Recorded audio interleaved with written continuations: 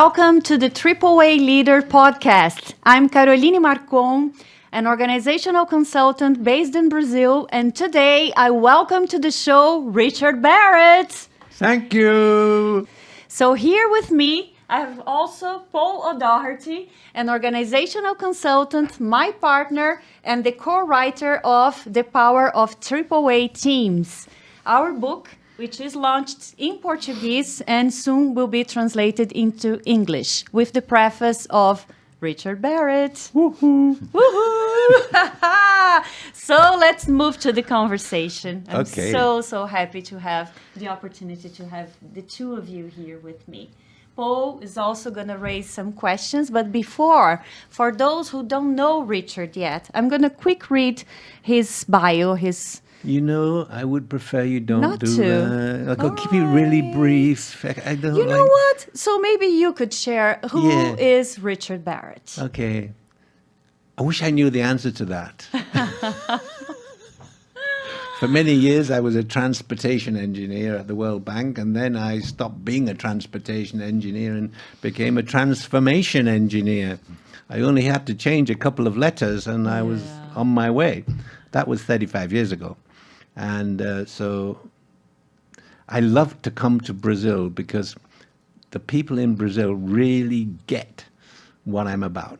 And what I'm about is values, leadership, and soul consciousness. And particularly that latter aspect as it applies to everything in our world, into organizations, into personal transformation, and also into societal transformation.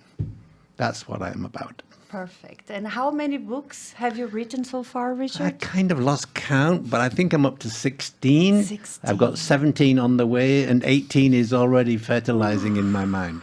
And how many paintings? That's a good question. I only started painting 3 years ago, but I can't believe it. I was very productive, and I've done about 250 paintings. Yeah. And it's not any paintings, it's portraits, Well, right? I didn't start with portraits. I had to learn how to be a portrait artist, so I painted flowers to begin with, just for about 2 or 3 months, and then I felt like, oh gosh, I really want to paint people, and I want to paint emotions, and so I decided I had to paint portraits, and I love it. I love it. I can feel it in your art. So, Richard, many of our listeners are from the business world. And you know that talking about spirituality, consciousness may sound a bit awkward Right. in the business world. How do you do to make these people more open to listen to your messages? Well, two things. One, I started this work over 30 years ago talking about values, and I invented a way of measuring the consciousness or the culture of an organization by mapping values to an extension of Maslow's model, which I created. So values is a topic that's nowadays very topical, but when I started 30 years ago, nobody was talking about values. That's the first point. The second point that people need to really understand is that spirituality is actually an aspect of psychology. It seems to be some like fuzzy-wuzzy thing out there, but in fact, it's totally integral to psychology. And people like Maslow understood that. People like Carl Jung understood that. And Roberto Assagioli from Italy. They got it. They understood that spirituality was just an aspect of psychology, and that's where I come from. And so I talk in psychological terms, like about the ego and the soul. But I'm not really talking about spirituality, because it's all encompassed in psychology. Mm-hmm. How would you define the soul for those who are not very familiar with it? Well, yes, everybody has one. Believe it. Yeah, but that is not true, what I said. Everybody is one. You see, the soul enters at the moment of conception. And in many of my speeches for the last 6 or 7 years, I always start by saying, I want you to put your hand up if this is true. And I say, I have a car. And some people put their hands up. And I say, I am a car. And nobody puts their hands up. And then I do a few more, and then I go, I have an ego. People put their hand up. I am an ego. Some people put their hands up. Then I said, I have a soul. A lot of people put their hands up. And then I say, I am a soul. And people are confused. Some put their hands up, some don't. But the truth is, you are the soul. That is who you are. And you live in this energetic world which we deny because we think we live in a material world. And so there's a shift in consciousness is to be, I am a soul and I live in an energetic world. And that changes everything. Now, for me, that's psychology. Perfect. Yeah. And so that's how I approach the topic. Yeah. So, Richard, you said you became a transformation engineer. Yeah. Was there a moment of inner transformation in your life? I think it was always there in the background because I studied transportation engineering, but immediately I left university, I was studying psychology in my spare time for 30 years.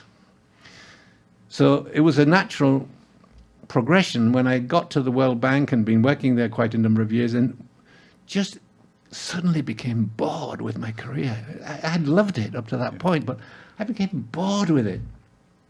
And I thought, what's going on? And then I realized I'd already written a book called A Guide to Liberating Your Soul, so I thought, well, this is what's happening. I'm getting some sort of message. And indeed, I was. And at that time, still at the World Bank, I was doing workshops with people. I remember doing one in Boulder, Colorado, at a weekend, because I was still working during the week at the World Bank. And this workshop was on finding your mission in life, or purpose. And so in the second afternoon, one of the people said to me, well, what's your purpose, since you're teaching us how to find it? I said, well, I'll tell you.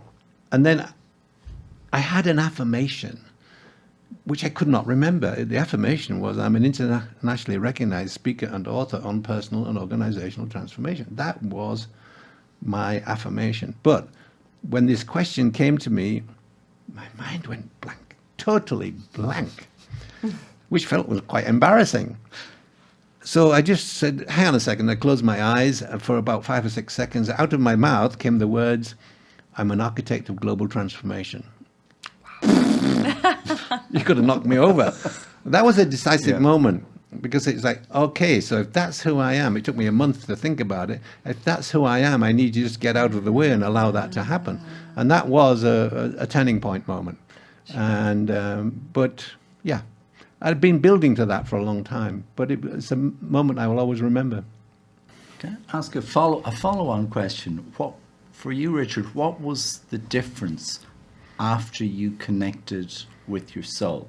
Can you describe what it felt like? Well, yeah, now you're assuming there was a particular moment, but I was already connected with my soul for many, many years. So there wasn't a precise moment, because I was working at the World Bank and I wrote my first book, A Guide to Liberating Your Soul, and it was just, and I'd been studying psychology and esoteric philosophy. I'd even hired a medium so I could actually connect with discarnate entities and interview these discarnate entities for my book, A Guide to Liberating Your Soul. So I was already on the path. It wasn't like a light bulb going off. It was just that moment I had when I'm an architect of global transformation was just oh, okay, that's interesting. Better get on with that. Yeah. And this thing of architecture of transformation, you kept it very alive, because now you're working on the new human inner architecture for a transformed world. That's just Tell happened us this week. about it. Yeah, it's brand new. Well, it actually builds on a book that I'm going to bring. It builds on 2 books. One book, which you have on the table here. Yes. Another book that I'm going to bring out in May, which is called Feeling Your Way to Enlightenment, which basically says, if you examine your feelings and emotions, when you don't feel good or you're angry or upset, if you inquire into that emotion or into that feeling, it will help you to guide your alignment of the ego with the soul. And so more recently I've been digging deep into what I call transcendence, because that's in this new book. Most people have an unconscious mind, then you go into self-actualization, And then you go into self-realization. Now, self-actualization is about becoming all you can become in the framework of your existence, in the material world. Whereas self-realization is about becoming all you can become in your interior world, and aligning with the soul. So at that point, you have to align your ego with your soul. But beyond that is transcendence, when the soul then aligns with what I call the universal consciousness, or the one mind. And this is a transition I'm in right now, actually, and it's not surprising that I'm getting transmissions and impulses and thoughts which go along. And that, what you suggested, this, what did you say you called it, that I'm just working on now? What? The inner architecture. The inner architecture. For a transformed world. That's very recent, and it's because I'm actually more in touch with the ideas of my soul and the one mind that this inner architecture comes down. Now, architecture is a great word. It is. Because it says structure. Yes. It's not about facade or the way things, well, it is in a way, but it's mostly about structure. How do you put all of these things together to create a structure that works? And the elements of what I've been writing about, particularly on LinkedIn in the last few days, are actually just the same ideas that I've been putting out in my books for many, many years, only I've just condensed them differently. Yes, but what strikes me about your writing, Richard, is that it's so, in a way, concrete. You make things more structured, more concrete, so people can follow and understand where you're coming from and where you're heading to. Well, and I think it makes a difference. Yeah, Paul reminded me this morning when I was talking to him on the way here that 10 years ago when you were with me in Italy on Living Your Soul Destiny, that my two values were love and clarity. Amazing that you remember that. Yeah. And clarity has always been one of my values. And so I can't exist without clarity. And so that shows up in my writing. When I'm writing, if I haven't got clarity, I have to rewrite again, and I have to rewrite again. So I just love clarity. And I love the two things. One, that the clarity brings order and structure. Mm-hmm. But also what I've noticed is that as I grow and evolve, the concepts and ideas that I have, I see them now from a higher dimension, and I modify them. Mm-hmm. So I'll give you a recent examples. In my writings, I talk about the 7 stages of psychological development, which occur from childhood all the way up to old age. And I'd always thought about that as a linear progression. But then I got more clarity, and I realize now it's a spiral. It's a spiral. Because, you know, the issues that you have that develop during childhood is I'm not loved enough, or I'm not enough, or I don't have enough. You have to, those limiting beliefs, you have to undo them, and you pick them out a little bit and change them when you're a teenager. Then you change them again when you get to your 30s and 40s. And so as you move up in consciousness, you have a new perspective on those limiting beliefs. And so you spiral around. Yes. Healing this. And so that's something that I've learned quite recently. I've shifted out of linearity into this spiral idea. Yes. That you keep around visiting things. Yeah, you revisit things. Sometimes you think, oh, I'm over it. And then you say, well, here I am again. What's happening? Exactly. Yeah. Exactly. And then people feel frustrated, and some yeah. people just don't believe it's possible to change. Yeah. So what, in your experience, Richard, prevents leaders from changing in a coherent and substantial way? You can change the word leader for anybody, you know. Leader, there's only... people. It's the same for everybody. It's one word. It's one 4-letter word. No, don't jump to conclusions. It's fear. Mm-hmm. Fear is the only issue human beings have from evolving and growing. It's fear. Subconscious fear, conscious fear. And now fear can be a gift if you're walking down the road and a lion jumps out in front of you. You know, that can be a gift. But in an emotional sense, fear blocks the evolution into soul consciousness, because the soul lives in love. It lives in an energetic field of love. connection, no separation. And fear is always about separation. And so not eliminating, but mastering fear. That's the key. Mastering. It's very difficult to eliminate fear.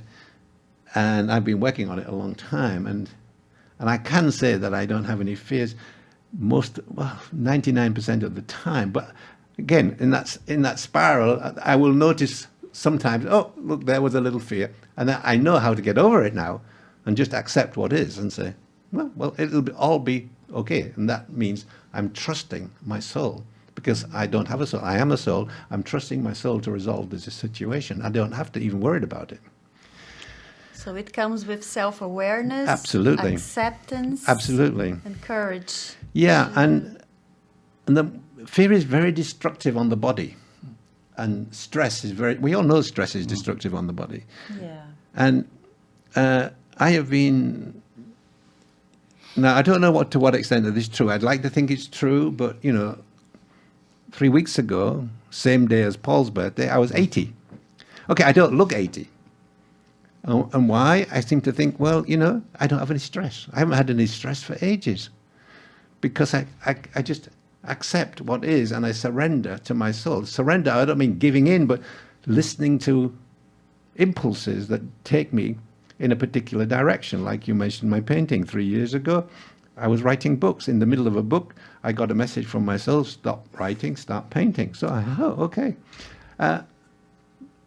18 months ago, I'm walking down the street in Hampstead, and I pass a homeless person who's begging. I walk right past him, and then I got 20 yards past, and I get the soul message, go back and give this man £20. So I went back and gave him £20. Now, it turned out, he was like, whoa. I usually get £1. And he didn't speak very good English, but we found out we both spoke French. And so we've become big pals. So I'm pals with this homeless person who I see every 6 or 8 weeks in the street, and he always shouts out. If I'm across he'll shout out and say, "Hey, how are you?" and in French. Uh-huh. So there was no separation, So we got connection, and these soul impulses are really important. They're very subtle, but you need to listen to them. Sometimes they're not so subtle. Sometimes you have a situation where you have an accident and. Gosh, I have to be in hospital for 2 weeks, and that stops you in your tracks. Yes. Okay, I'm not saying the soul caused it, but it's an opportunity to rethink your life. Yeah, exactly. That otherwise wouldn't have happened. You'd have been kept on going down the same old way. Or you lose somebody that you love. That happens to people too. Traumatic events. Yeah, traumatic events. Yeah, can be opportunities to realign with soul consciousness. Talking about changing the way you think, Richard, in the preface you wrote to the book, The Power of AAA Teams, which is about how the CEOs and executive teams of the best, most profitable companies in the world operate differently from other companies. You said something fascinating. I did. You did. Oh, my God. So, surprise. Surprise. You said that these CEOs must change their mindset from being the best in the world to being the best for the world. Yeah. So what's the difference for you between those two concepts? Very easy. The difference is ego or soul. Am I speaking from ego? I want to be the best in the world. And we don't only have to look to America to see what that looks like. I mean, the USA. Yes. Be the best for the world. We can look to the Dalai Lama or many other people who realize that it's not about them. They feel connected to everything there is. And that's a high level of consciousness, because as you grow and develop, your sense of identity changes. So when you're a teenager, wow, you're focused on yourself. Why not? That's it. And as you grow and develop, and you have a girlfriend and a wife and a family, if you keep identifying as yourself, you won't be in that family very long, because you have to expand your identity. And now you cared for yourself, now you have to care for all these other people. And then you go to an organization, And now I have to expand my sense of identity. If it's all about me, I'm not going to get very far in the organization. I have to expand my identity to include the whole organization. And then I can move beyond that to society, to community, to the whole world. I become the whole world, and that's transcendence, when you become one with everything.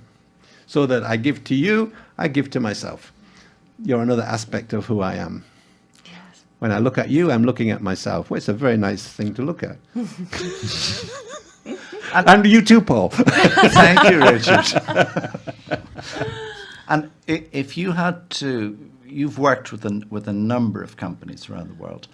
What do you see companies that are the best for the world doing differently? Are there any practices that stand out? Yeah, the one in particular is they're values driven. And, you know, when you look at my 7 levels model and you get to the upper levels, the highest level is service. And it's service to the community, service to the world. So to what extent does your organization contribute to society? You know, and that's very significant, because in the lower level, we're thinking it's self-interest. It's all ego-driven. It's like, how do we make more money for the shareholders or for the owners? And we don't really care about anything else. Obviously, if we become more efficient, then we can make more money. And if we can keep the wages down, then we can make more money. Well, that's not what an enlightened company looks like. An enlightened company cares for everybody, all employees, and helps them grow and develop. I often say, you know, why spend a whole lot of money on leadership development for the precious few, for those who have been picked out as future leaders?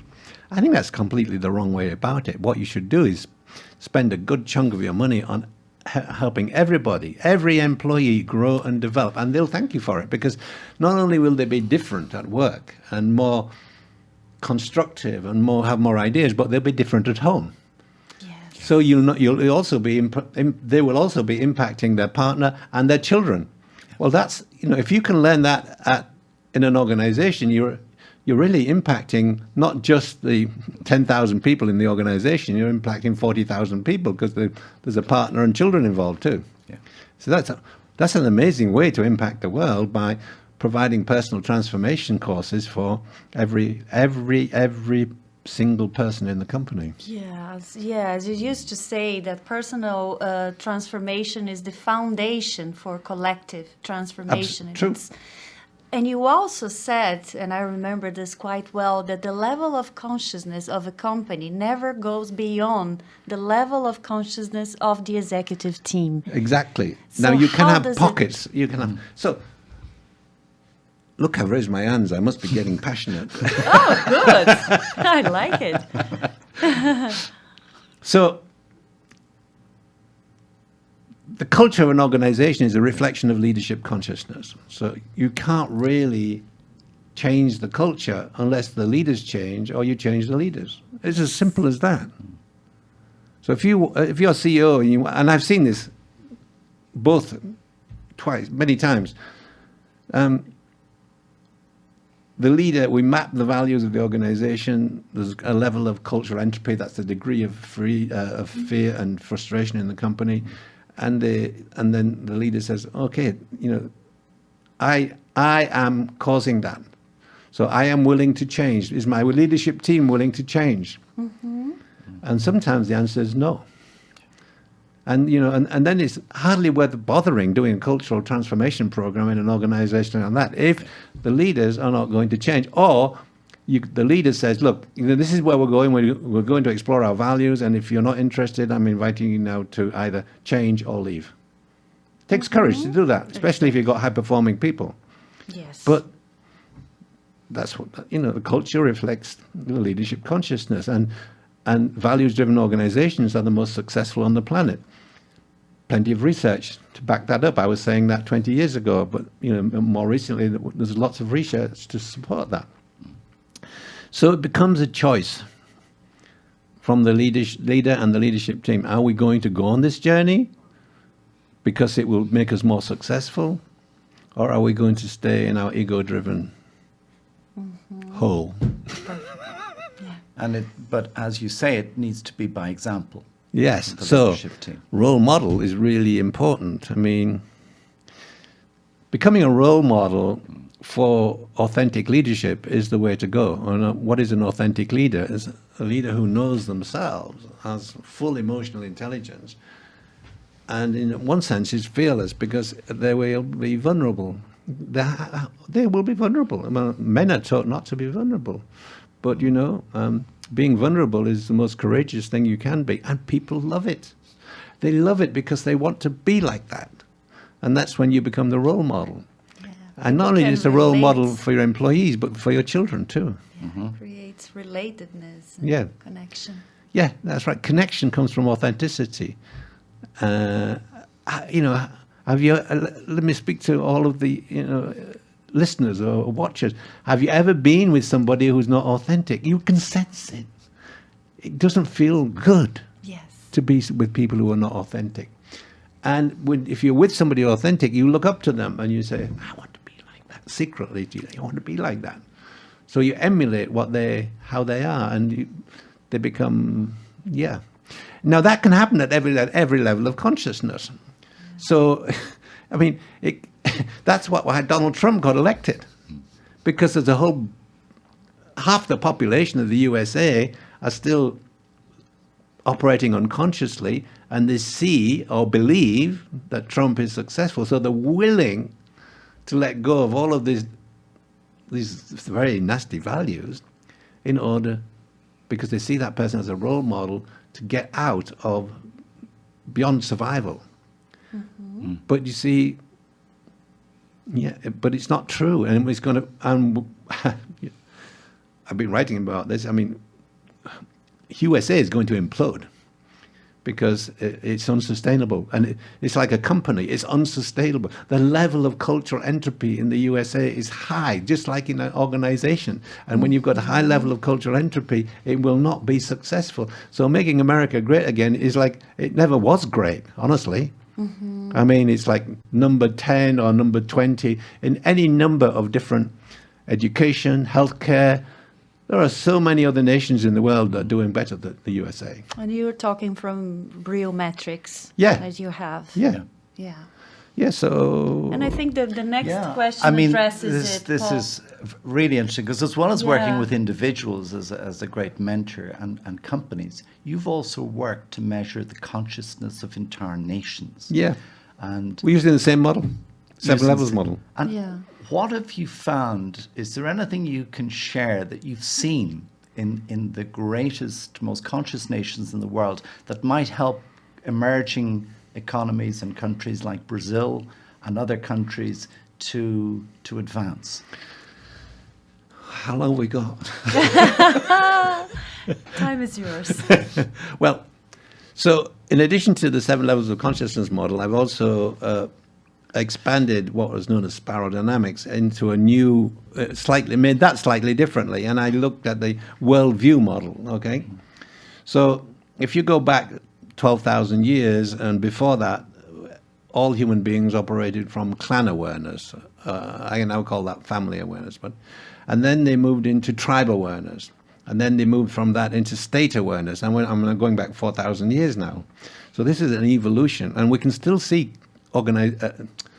countries operating out of state awareness. Russia is one, North Korea. There are plenty. There are a lot of them actually. And after state awareness, what I call nation awareness, and then after nation awareness came wealth awareness, and then after wealth awareness came people awareness. Now, the most advanced countries in the world are operating out of people awareness, and these are the Scandinavian nations. And what do they care about each other? In those nations, they enjoy paying taxes because everybody benefits. In wealth awareness, that's not the case. And in those people awareness countries, they have social systems and healthcare systems that are free for everybody. Not so in wealth awareness, or even in nation awareness, or maybe just a little bit. So we've had this evolution of consciousness, and you can see that it's in one of my websites. You can see how that happens. Now, beyond people awareness, there is something called humanity awareness. And I've developed a whole program called the Humanity Awareness Initiative. And we're having a meeting on Friday, that's tomorrow, Tomorrow. to launch the Humanity Awareness Initiative Brazil. in Brazil. And this is even higher than people awareness. Okay, it's a big target. You've got a long way to come because, you know, you're operating from nation awareness right now and you've got to go through all of these others. But you can get there because what happened in Scandinavian countries, Finland, Norway, Denmark, Sweden, I'm missing on Finland, anyway, Norway, Sweden, Denmark, Finland, Iceland. Iceland. Mhm. What happened in these countries in 1860, going back, the leaders saw industrialization coming. Everybody was working on the farm, you know, there were rural communities everywhere. And the leaders said, we have to prepare our people for a shift to the cities and industrialization. So they started an educational program for young people, teenagers and young adults, which was really all about individuation, as put it in Carl Jung's terms, psychological terms. And that created a cohesive culture, and they went on training young people for 100 years, right till the end of the Second World War. And they've created a culture where everybody cares about each other. And these are the most advanced nations on the planet. Now, my thought was, well, if they can do it, why can't we do it? Why can't any country in the world do it? So I've been putting that message out for 10 years now, and Brazil we've got quite a few people saying, yeah, this is a good idea. Now, let me just say this is not a 5-year program, it's not a 10-year program, it's probably a 50 or 100-year program, but you've got to start somewhere, and as the Scandinavians did. Got to start And we have to planting think the about seeds. future generations. What are we leaving for what's the legacy we're leaving for our children? And so, so we're going to get started, and hopefully we'll get started in other countries too. Yeah, and when we talk about collaboration in the organizations, this is natural when everyone cares about everyone else. But if you exactly. don't have this consciousness, then you have to explain it rationally, and it's really difficult. And so what's going on in the USA today is exactly the opposite direction. It's isolation, it's separation, Competition. they're heading down the consciousness ladder into fear. Competition, control. Absolutely, they're really heading in a direction where they're creating so much cultural entropy. And there's so many people in the USA who are beyond that, and they're going to clash. Yeah. There may even be, I hate to say this word, civil war, but civil unrest on a large scale in the USA if this continues. I'm predicting that within a matter of months. Yeah, let's. But that's what happens that's why companies crash, because they get into this separation, the fear, and they have high levels of cultural entropy. And so when you measure the values of your organization and you see there's a lot of cultural entropy, the first thing you do is to bring down the level of cultural entropy. Now, I've worked with many major banks all over the world, and I remember in South Africa, working with the bank there, it was 24,000 people. I'm going back 15 years now. The level of cultural entropy was about 23%, which is not exceedingly high, but it's enough to hold you back. So every year, they then put in programs to reduce the cultural entropy. And the two things that they wanted to reduce was bureaucracy and hierarchy. And they did. And as year by year, as we measured the culture, it went down from 23% cultural entropy to 20%, to 18%, to 15%, and all the way down to 11%. And every other measurement in the company improved. Productivity improved, happiness improved, profitability improved. So by reducing the fear, you build cohesion, and when you build cohesion, you have an amazing outcome. And that applies just not only to organizations, but to nations. Yes, Richard, we talk about entropy in such a common language between us, but could you explain to our audience what entropy is? All right, I'll explain what entropy is. Entropy is the amount of fear-driven energy in a system. Okay, so if you have leaders who are demanding, competitive, these are limiting values. Blaming, these are values which limit and contribute to cultural entropy. And it's very easy to measure that using the system that I developed. So it's fear-driven energy. And where does it begin? It begins with the leaders. And so the cultural entropy of the organization is actually a reflection of the personal entropy of the leaders. Yes, and it freezes evolution. Yeah, and it's the same development. and it's the same in nations too. And it's interesting because we've seen statistics that something like 85% of companies in Brazil and in many other countries operate out of control, micromanagement, which Right. is fear-based. Absolutely. And you see, what that does to people is it prevents them from bringing their ideas to work. It prevents innovation. And you can only live in that toxic environment for so long and then you out. So then they have to replace these people. That's a cost. That's a cost, having to replace people. And it's an emotional cost on the people who leave because they're burnt out. Exactly. Yeah. So, well, you know, People love are imploding. love Mental health. is the way. Love is the way, whether you're talking about organizations, personal, or nations. Love is the way. Yeah. Connection, And caring.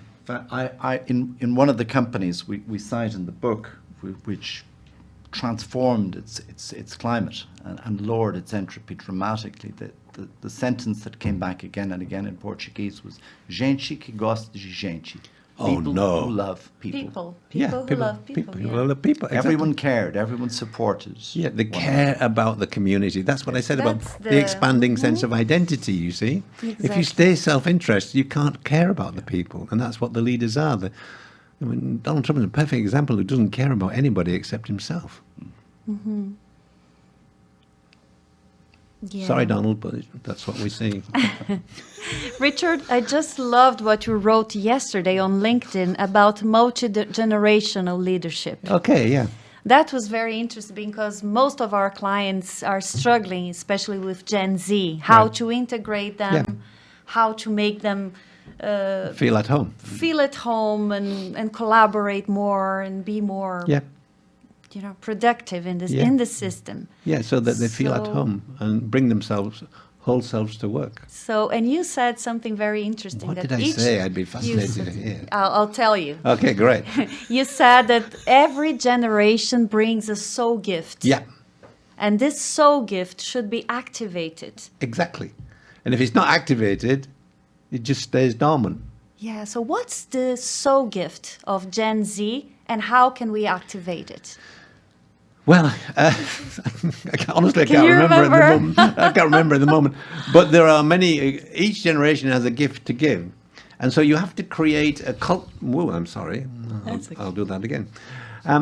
You have to create a culture where everybody can show up and be who they are, and it doesn't matter. It doesn't matter.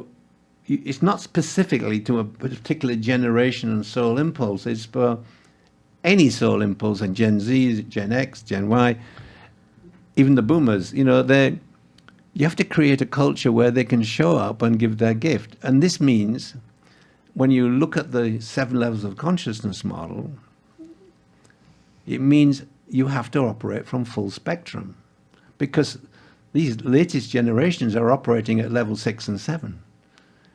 And most organizations operate at level 3 and 1. So you have to engineer the change or the transformation in the culture of the company in order for these people to feel accepted. Yeah, and I remember you said something about they want to be heard, they Yeah. are disruptive, they want to bring innovation. Yeah. And So you have you- to create space. So you for- need leaders who can listen in an intergenerational way, who are not stuck in their worldview. Yeah. And I was talking to somebody yesterday at the speech I gave, and she's saying, our leader, the CEO, he's in his 60s, and he has a different worldview, and that's normal. Mm-hmm. And so she said, how can I, a 25-year-old, approach this leader and have a conversation? How shall I approach this? And my intuition kicked in right away. And I said, look, your 60-year-old leader probably has children, and he may even have grandchildren. So if you want to entertain a conversation with that leader, start there, because they will care about their children and they will care about their grandchildren. Mm-hmm.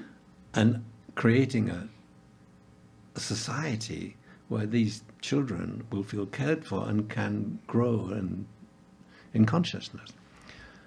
And so you can begin the conversation there. You can't begin the conversation by saying, look, I feel like I don't fit in because X, Y, and Z.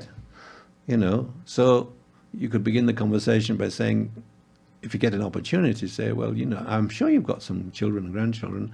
What kind of culture would you like them to live in? Mm. Yeah.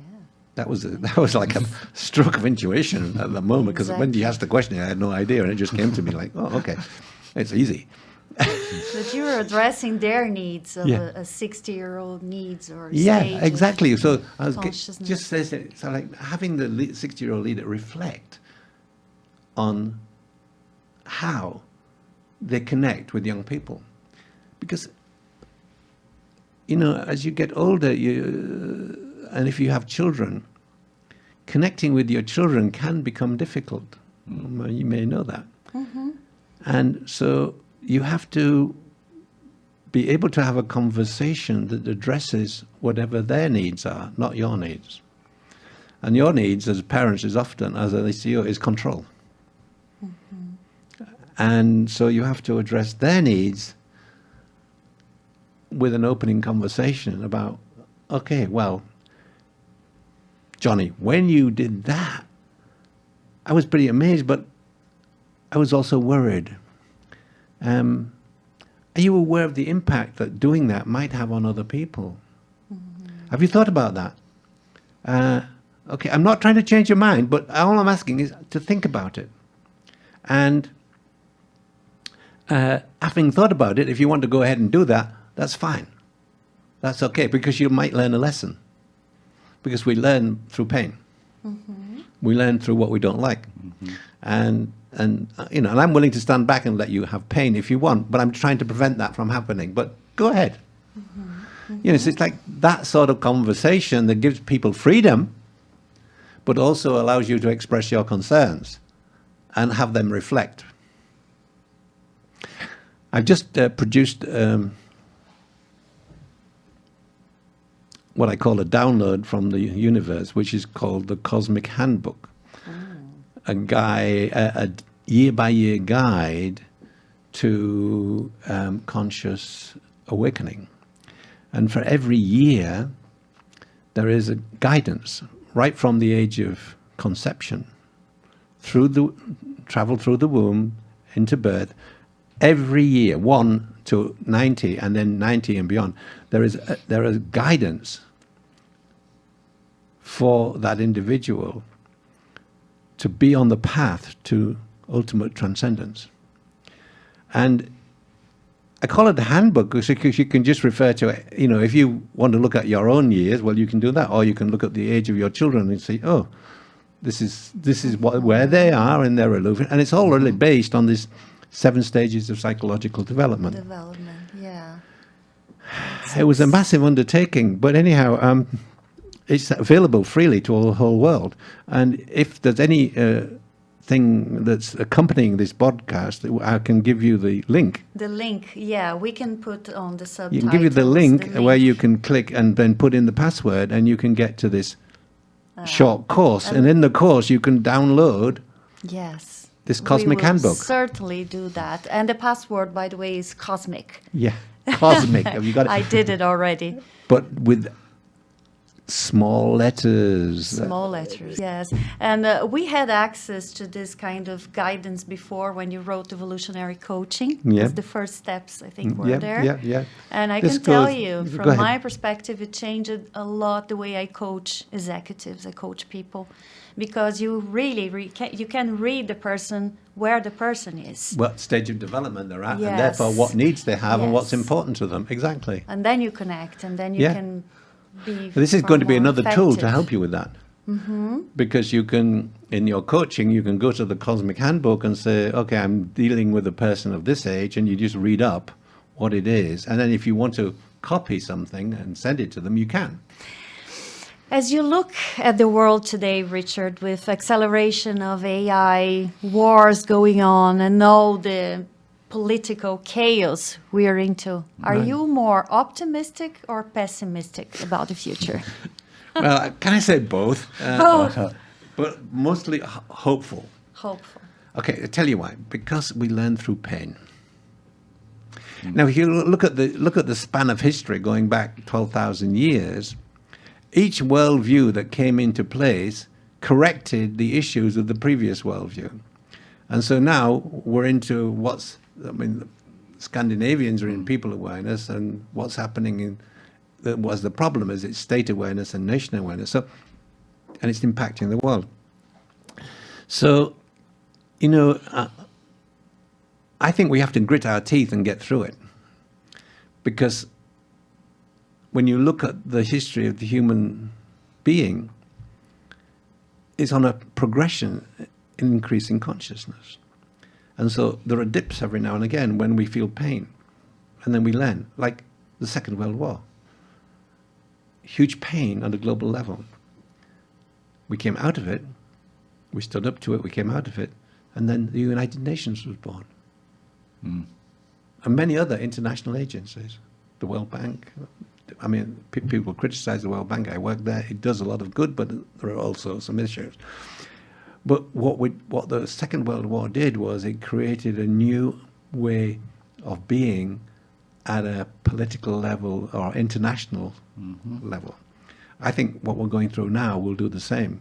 How long we'll have to face up to this, I don't know. It depends on the American people, in my opinion. How long they're willing to stand this nonsense. And as I said, I think the whole country is going to implode if it continues like this, and then we'll stand back and learn a lesson. I was reflecting this morning on what Carl Jung said about the shadow. Everybody has a shadow, and when they get into stressful situations, that shadow shows up. So I thought to myself, you know what? America actually has a very deep shadow about racism, separation, very many aspects. I thought I'd write a little article about that, and I did this morning. I'll put it on LinkedIn tomorrow or the day after, or maybe today, I don't know. But what's showing up is America. What Trump is doing is he's not the shadow; he's triggering the shadow. And you have to walk into the shadow and heal the shadow to move on, and that's what I believe is going to happen. And I say we have to get through this and realize that's what's going on. So that's why I'm hopeful about the future, the medium and long-term future. But in the meantime, we're having pain. And we're learning through pain, as we did in the Second World War. Is this related to facing your fears in some way? Well, the shadow is about facing the fear that allowed the shadow to exist. So the fear that's associated with racism, for example. It's about confronting that and realizing that we're all just humans. I mean, I don't care what color your skin is or what language you speak. We're just souls having a human experience. So it helps us to grow in consciousness. But, the trajectory is a long-term one when you look at the history of the evolution of consciousness of nations. And some of the traits that you see currently in America and in Russia and North Korea were exactly how it was in England or UK 300 or 400 years ago. It was actually like that in Scandinavia too. But they grew and they developed, so there's always hope to move beyond all of that. We're just seeing the same old worldview reappearing, but it will get crushed down because that new consciousness cannot be stopped. It's part of the human, it's part of the cosmic condition. If you go back to the Big Bang, there was only energy. And then energy coalesced into protons and neutrons and atoms, and then these coalesced into cells, and cells coalesced into creatures, different types, and then out of all that came Homo sapiens. And Homo sapiens has been on this journey of evolution of consciousness since the beginning, since 200,000 or 300,000 years. So in the world, this energy field, there is something called consciousness, and consciousness cannot stop growing Growing. Yeah. and connecting. It cannot stop growing and connecting. And in one of my books, can't really remember the title, but subtitle was How Darwin Got It Wrong. But it basically says, there are consciousness evolves in, first of all, becoming, when you face a danger, becoming viable and independent. So you try to overcome that danger. And then if you can't overcome that danger, you have to bond together with other people to overcome that. And that's what happened in the Second World War. Actually, that's what happened in the United States. In the United States, there were separate states. They weren't connected in any way. And then the British started attacking them. And they all came together. So they were viable and independent. They bonded to form a group structure, the USA, and they decided to keep that. And then after the Second World War, those nations which bonded together, not the USA, but after the Second World War, nations bonded together to create a higher order entity. And that higher order entity showed up as the United Nations. So that pattern of becoming viable, independent, bonding to form group structures, and group structures cooperating to form a higher order entity is the history of the evolution. And that's why I say Darwin got it wrong, because that is the key. This is the keys to the whole of evolution for the last billions of years. Wow. Just those three What an things. insight. I call those the algorithms. These are the algorithms of evolution. And you see it everywhere. When I tell you, you'll notice it everywhere, that happening, becoming viable, independent. And we see it in our own lives. Young people, viable, and independent, bond together, form group structures, families, group structures, create a higher order entity called a community or a nation. But it's European Union, another. Viable, independent countries bond together to form a higher order entity called the European Union. And then what we're trying to get to now is these group structures cooperating to form an even higher entity at a global level. And we've been successful in some. United Nations isn't exactly successful, but it is heading in the right direction. So everywhere you look, you see these three algorithms of evolution. Very insightful. Yeah. Is there a dream at the head of this journey of evolution? Is there a dream you'd like to make come true? No, not particularly. I just want consciousness to do what it does, because it knows how to grow and expand. And we are part of that journey, each one of us. And we can play a role in that journey. So I suppose the dream is transcendence, where we all recognize that we're all part of this, what I call the universal energy field, the one mind. It's a long way away. Oh, yeah. But each one of us can get there individually. We can get to transcendence. We can get to this easeful path of living where there is no stress, there is no fear. You just live your life following the soul impulses.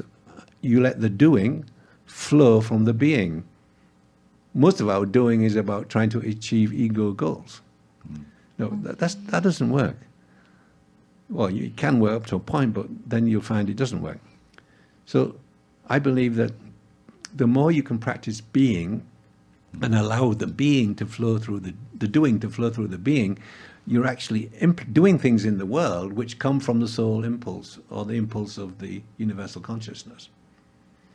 And so for that, you have to have no fear, and you have to just realize that it's everything's just perfect right now. We're just on a journey. It may feel uncomfortable, but recognize that that journey includes pain. And pain is a wonderful thing. Because it tells you exactly what's wrong.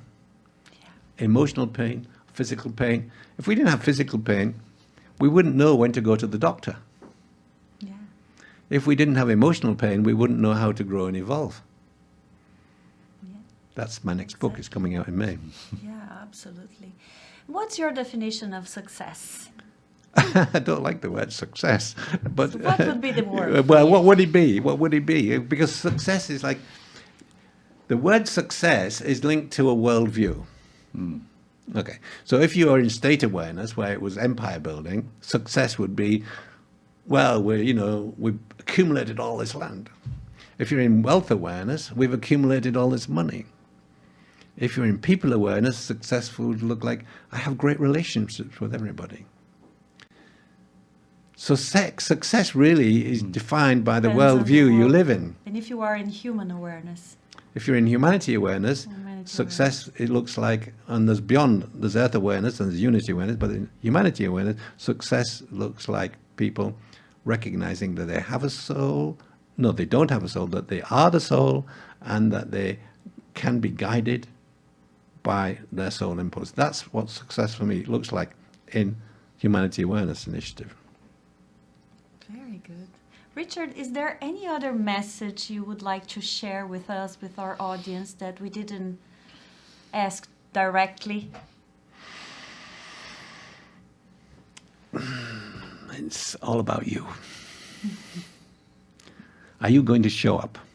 Are you going to show up and live in soul consciousness, or are you not? It's your choice. The future of humanity depends on it. Perfect. It's a call to action. It's a call to action. It's a call to action. So, anything else from your side, Paul? No. Very illuminating points in conversation.